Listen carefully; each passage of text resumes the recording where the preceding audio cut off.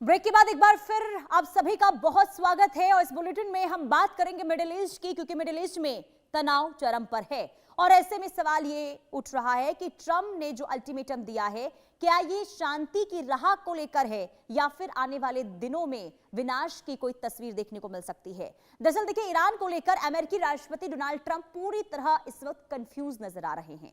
कभी वो ईरान का वजूद मिटाना चाहते हैं तो कभी ईरान के साथ शांति वार्ता। मंगलवार देर रात तक ट्रंप ईरान को धमका रहे थे, लेकिन फिर अचानक ईरान के साथ सीज फायर को अनिश्चित काल के लिए आगे बढ़ाने की घोषणा कर दी है डोनाल्ड ट्रंप ने। अब उन्होंने ये कहा है कि ये तब तक लागू रहेगा जब तक ईरानी नेता एक साझा प्रस्ताव पेश नहीं कर देते और चल रही बातचीत पूरी नहीं हो जाती। हालांकि ट्रंप ने यह कहा है कि इस्लामाबाद में बातचीत अधर में लटकी होने के बावजूद हॉर्मुज स्ट्रेट की नाकाबंदी जारी रहेगी। यानी सीज फायर के बावजूद अमेरिकी सेना ईरानी बंदरगाहों की नाकाबंदी जारी रखेगी। अब ईरान अमेरिका के बीच 2 सप्ताह का सीज फायर आज समाप्त होने वाला था। सीज फायर वार्ता की स्थिति अनिश्चित होती जा रही थी और दोनों देशों ने यह कहा था कि अगर कोई समझौता नहीं होता है तो वो युद्ध फिर से शुरू करने के लिए तैयार हैं। लेकिन डोनाल्ड ट्रंप ने अल्टीमेटम और फैसले से बार बार पलटने वाले एक्शन से आखिर क्या समझा जाए। ईरान भी ट्रंप पर फैसलों को बदलने का आरोप लगाता रहा है। ऐसे में ईरान जंग का आखिर क्या होगा, इसी मुद्दे पर हम खास मेहमानों के साथ चर्चा करेंगे और जानेंगे कि इस वक्त डोनाल्ड ट्रंप करना क्या चाहते हैं। लेकिन उससे पहले आइए आपको ग्राफिक्स के जरिए बताते हैं कि डोनाल्ड ट्रंप जब से इस जंग की शुरुआत हुई है, बार बार वो अपने बयान पलट रहे हैं। एक बार फिर से उन्होंने अपने बयान से पलटी मार ली है। देखिए ट्रंप क्या कहते हैं। अगले दिन बमबारी की धमकी देते हैं और इसके बाद दूसरे दिन वो सीज फायर को लेकर ऐलान कर देते हैं। पहले एक्सटेंड करने से उन्होंने साफ इनकार कर दिया था, कहा था कि एक्सटेंड करने का कोई सवाल ही नहीं उठता है। फिर पाकिस्तान के अनुरोध पर एक्सटेंड कर दिया, ये खुद डोनाल्ड ट्रंप कह रहे हैं। इसके अलावा नाकेबंदी जारी रहने से टेंशन जो है वो जारी रहेगी, ये तो तय है। और ट्रंप एक दिन शांति वार्ता की तारीफ जो है वो करते हुए नजर आए और अगले दिन बमबारी की भी धमकी देते हैं। यानी कि ये हाल के दिनों में बयान है। डोनाल्ड ट्रंप कभी ये कहते हैं कि शांति की तरफ हम आगे बढ़ रहे हैं, कभी धमकी देते हैं बमबारी को लेकर, तो कभी ये कहते हैं कि सीज फायर अभी आगे जो है वो जारी रहेगा, कभी ये कहते हैं कि सीज फायर जो है आगे बढ़ाने का कोई सवाल नहीं है। तो आखिर करना क्या चाहते हैं डोनाल्ड ट्रंप, ये जरा हम समझ लेते हैं। कर्नल टीपी त्यागी सर, डिफेंस एक्सपर्ट हमारे साथ जुड़ चुके हैं। बहुत स्वागत है सर आपका इंडिया न्यूज पर। डॉक्टर मनन द्विवेदी, विदेश मामलों के जानकार, भी हमारे साथ जुड़े हुए हैं। आपका भी बहुत स्वागत। गुड मॉर्निंग आप दोनों को। सबसे पहले टीपी त्यागी सर, आपके साथ ही करूंगी चर्चा की शुरुआत। क्या समझ रहे हैं इस वक्त जो स्थिति आप देख रहे हैं, खास करके डोनाल्ड ट्रंप की अगर हम बात करते हैं, कल के बयान उनके आपने सुने होंगे जिसमें वो कहते हुए नजर आए कि कोई सवाल ही नहीं उठता कि सीज फायर को हम आगे बढ़ा दें, और इसके बाद अब ये कहते हैं कि पाकिस्तान ने अनुरोध किया, इसके बाद हमने सीज फायर बढ़ा दिया, और वो भी अनिश्चित काल के लिए। जी जी, दरअसल में जो अमेरिका का मीडिया है वो भी ट्रंप के इस मर्क्यूरियल बिहेवियर या उनके चेंजिंग स्टेटमेंट से नाराज है। तो एक नैरेटिव सेट कर दिया गया है कि Trump is saying something in the morning and he contradicts it in the evening. This is going on. Actually these are the parts which are take जब लड़ाई होती है तो लड़ाई के समय में इस किस्म की चीजें, जिन्हें डिसेप्शन कहते हैं, जिन्हें सरप्राइज कहते हैं, जिन्हें षड्यंत्र कहते हैं, जिन्हें झूठ कहते हैं, जिन्हें कहना कुछ और दिखाना कुछ कहते हैं, ये टैक्टिक्स का हिस्सा होता है। तो ये कहा जा रहा है, लिहाजा ट्रंप के बारे में कोई कुछ भी कहे, मगर जो उसने किया है जरा उसको सुन लीजिए। उसने क्या किया? उसने नेवल ब्लॉकेड किया है। अगर वो खार्ग आइलैंड के ऊपर हमला करके, ग्राउंड ऑपरेशन करके ईरान के तेल को रोक देता, वही काम तो उसने ब्लॉकेड में कर दिया। यानी कि ब्लॉकेड करने का मतलब ये हुआ कि उसे ग्राउंड ऑपरेशन करने की जरूरत ही नहीं पड़ी। और दूसरे, चाइना के ऊपर भी प्रेशर बना दिया, क्योंकि ये तेल जाता तो चाइना को ही था। और अब ये कह दिया कि जब तक आप नहीं करेंगे इसके हमारे जो सीज फायर है, अपना सब समझौता नहीं भेजेंगे, तब तक सीज फायर जारी रहेगा। यानी अब उनने ये भी बता दिया कि हम जल्दी में नहीं है। अब रिजल्ट क्या होगा? क्या ईरान अटैक करेगा? अगर ईरान अटैक करेगा तो सारी दुनिया कहेगी कि सीज फायर को इन्होंने ब्रेक किया, और अगर वो अटैक नहीं करता है तो सबसे ज्यादा हड़बड़ाहट इस समय ईरान को इसलिए है कि उसकी इकोनॉमी पहले ही धरती में जा चुकी थी, और अब जब से उसका तेल जाना बंद हुआ है तब से वो बहुत ज्यादा चिल्ला रहा है, बौखला रहा है। और एक आध दो रोज रोक लेगा, 3 दिन रोक लेगा, भूखा आदमी कब तक अपनी भूख से लड़ाई करता रहेगा? तो ये दिखाने के लिए तो ईरानियन कहेंगे कि नहीं जी मैं तो बिल्कुल तैयार हूँ और मैं सबको जबह कर दूंगा, लेकिन ऐसा होता नहीं है। जो प्रैक्टिकल चीजें हैं वो ये हैं। मैं समझता हूँ कि ये बहुत ही बेहतरीन मूव अमेरिका ने किया है, नेवल ब्लॉकेड करके, और ये भी दिखा दिया कि ये पेपर वाला नेवल ब्लॉकेड नहीं है। उसके एक जहाज को गोली मार के सीज किया, फिर उसके दूसरे को सीज किया, 28 जहाजों को वापस भेजा। इसका मतलब कि एक एक जहाज में जिसमें 80-80 हजार टन तेल जाता है, ऐसे 30 जहाज तो उसके वापस हो चुके हैं। और अगले 2-4 दिन में और स्थिति आ जाएगी तो फिर क्या सिचुएशन होगी? अभी तक तो वो इसलिए जिंदा है क्योंकि उसका करीब करीब 1 करोड़ टन ऑयल जो था वो सी में था, मतलब समुंदर के अंदर था। जी। जहाजों के ऊपर ऑलरेडी लोडेड था। वो कब तक चलेगा? उसके बाद में तो उसे निकालना पड़ेगा। और अब अगर उसके जहाज रोक दिए, इसका मतलब स्टोरेज कैपेसिटी खत्म हो गई, इसका मतलब वो प्रोडक्शन भी नहीं कर सकता। प्रोडक्शन कैसे करेगा? अगर रखने के लिए स्टोरेज नहीं है तो प्रोडक्शन नहीं कर सकता, तो तेल के कुएं बंद हो गए। तो ये सिचुएशन और नहीं 24 घंटे में नहीं तो 48 घंटे में आ जाएगी। और बुद्धिमत्ता तो यही है ना कि जो आज सिचुएशन हो रहा है उससे अंदाजा लगाया जाए कि अगले 48 घंटे में क्या होने वाला है। जी। जो होने वाला है वो मैंने आपको बता दिया।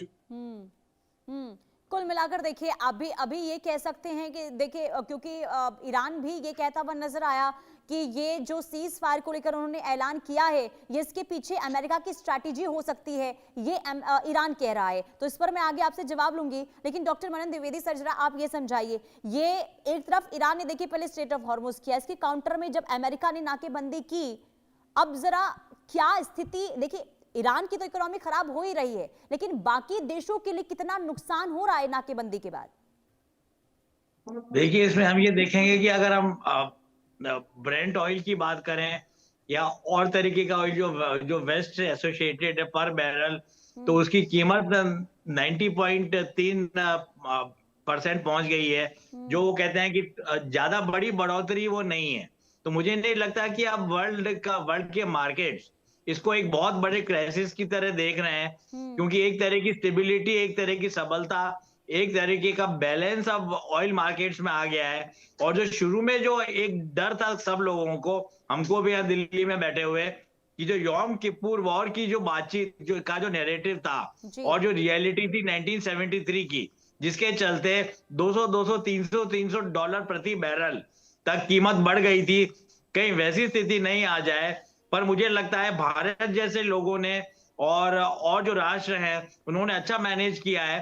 पहली बात तो ये, पर मैं आगे अपनी बात यहाँ पे बढ़ाना चाहूंगा कि जैसे नैरेटिव की बातचीत होती है, तो मेरे दिमाग में अभी तो नैरेटिव की कोई बिल्कुल चकाचौंध कर देने वाला और कोई सेपरेट सा देखने वाला नैरेटिव की पिक्चराइजेशन हमारे सामने नहीं आया है। पर अगर हम 2003 में देखें तो हम पाएंगे कि एक ही इवेंट था, मुझे समझ दीजिए, एक ही इवेंट था कि बगदाद में अमेरिकन टैंक्स और American armoured carrier vehicles enter हो रहे थे एक ही समय, एक ही घटना, और उसको दो अलग अलग बिल्कुल अपोजिंग परिप्रेक्ष्य से देखा जा रहा था। पहले पीटर आर्नेट जो बात कर रहे थे, CNN के लिए रिपोर्ट कर रहे थे, वो कह रहे थे कि बगदाद में जनता में भी बहुत खुशी की लहर है और वहां पे लोग नाच रहे हैं, डांस कर रहे हैं, वहां पे एंजॉय कर रहे हैं, सेलिब्रेट कर रहे हैं, और अमेरिकन सोल्जर्स को बिल्कुल वेलकम किया जा रहा है और उनके लिए बिल्कुल रेड कारपेट वेलकम दिया जा रहा है। सेम घटना का पीटर जेनिंग्स जो ABC न्यूज में थे, उन्होंने उसको एक्सप्लेन किया और बोला कि अमेरिकी नागरिक अमेरिकियों पे पत्थर फेंके जा रहे हैं और अमेरिकी सैनिक बड़ी मुश्किल से, बड़े हताहत होकर, बड़े लहूलुहान होकर, किसी का वॉर है।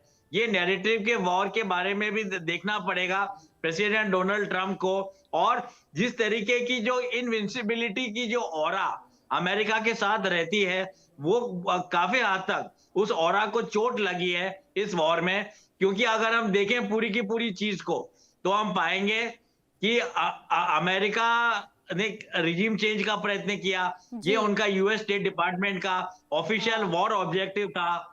और उसके अलावा ईरान को पूरी तरीके से सेंट्रीफ्यूज बंद करने की बातचीत की, उसमें भी ये लोग सफल नहीं हुए।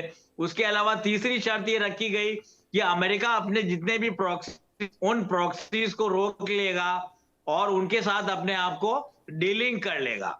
ये सारी बातें पूरी नहीं हो पाई, पर मुझे लगता है ये स्ट्रेटेजिक पॉज अगर नहीं है प्रेसिडेंट डोनाल्ड ट्रंप के लिए, तो एक तरीके से ये एक मॉरल और नैतिक हार बनती है अमेरिका के मिया MIM कॉम्प्लेक्स को, जैसे कि मिलिट्री, इंडस्ट्रियल और मीडिया कॉम्प्लेक्स को। मैं अपनी बात को यहाँ पर मतलब कहना चाहूंगा। और इसलिए कहा जा रहा है, जो आपने बताया कि जो एक मकसद था अमेरिका का इस जंग को लेकर, वो जब पूरा नहीं हुआ तो अब ये कहा जा रहा है कि अब डोनाल्ड ट्रंप ये चाहते हैं कि इस जंग से कैसे निकला जाए। लेकिन कर्नल TP त्यागी सर, जो आप बता रहे थे कि देखिए ईरान ये नहीं चाहेगा कि सीज फायर का उल्लंघन हो, हमला किया जाए, लेकिन जब ईरान ये कह रहा है कि ये छलावा हो सकता है अमेरिका का, अमेरिका नई तरीके से हमला करने को लेकर तैयारी कर रहा है, तो क्या वाकई में आपको समझ आप क्या एनालिसिस इसे लेकर करें? क्या लग रहा है कि वाकई में अमेरिका अब दोबारा हमला कर सकता है ईरान के ऊपर? क्योंकि धमकी भी दे रहे हैं डोनाल्ड ट्रंप की अगर आगे समझौता नहीं होता है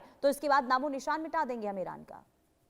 देखिए आगे क्या होगा ये तो भविष्य के गर्त में छुपा है, लेकिन बीते हुए कल में क्या हुआ है उससे अंदाजा लगाया जा सकता है कि आगे क्या होगा। आगे ये होगा कि एक लिमिट पे आने के बाद ईरान भी रिटेलिएट कर सकता है और अमेरिका भी हमला कर सकता है। क्योंकि अमेरिका क्यों हमला कर सकता है? क्योंकि डोनाल्ड ट्रंप ने ये बातें बताई थी और ये लॉजिकल और रीजनेबल है। उन्होंने कहा था कि क्या ये सच नहीं है कि अमेरिका पहले वर्ल्ड वॉर में 1 साल से ज्यादा उलझा रहा था? क्या ये सच नहीं है कि सेकेंड वर्ल्ड वॉर में अमेरिका 3 साल से ज्यादा उलझा रहा था? क्या ये सच नहीं है कि अमेरिका वियतनाम में 10 साल से ज्यादा उलझा रहा था? और क्या ये सच नहीं है कि अफगानिस्तान में अमेरिका 20 साल से ज्यादा उलझा रहा था? और अफगानिस्तान में तो उसको वहां से भाग के आना पड़ा था। हारती हुई फौज भी अपने हथियार छोड़ के नहीं आती, या तो साथ लाती है या उन्हें जला देती है, लेकिन अमेरिका उन्हें छोड़ के आया अफगानिस्तान में। वो कहने लगे मैंने जो अभी युद्ध किया है ये तो अभी 40 ही दिन का हुआ है, और तो मेरे ऊपर इल्जाम लगाए जा रहे हैं कि इतना नुकसान हो गया, जो 3-3 साल में, 10-10 साल में, 20-20 साल में क्या अमेरिका का नुकसान नहीं हुआ? लिहाजा जब इतनी चीजों को देखते हैं तो दिमाग में ये आता है कि होना चाहिए ना अभी जैसे गर्मी। ठीक है, लगता है कुछ तकनीकी प्रॉब्लम की वजह से उनकी आवाज़ हम तक नहीं पहुंच पा रही है। देखिए महत्वपूर्ण जानकारी दे रहे थे TP त्यागी सर, जो बता रहे थे कि देखिए आगे फ्यूचर में क्या होगा कहा नहीं जा सकता, कभी भी हमला जो है अमेरिका भी कर सकता है, ईरान भी कर सकता है, आगे क्या स्ट्रैटेजी, क्या प्लानिंग चल रही है इसे लेकर फिलहाल अभी कुछ कहा नहीं जा सकता, लेकिन हालात आने वाले दिनों के लिए चिंताजनक जरूर हैं।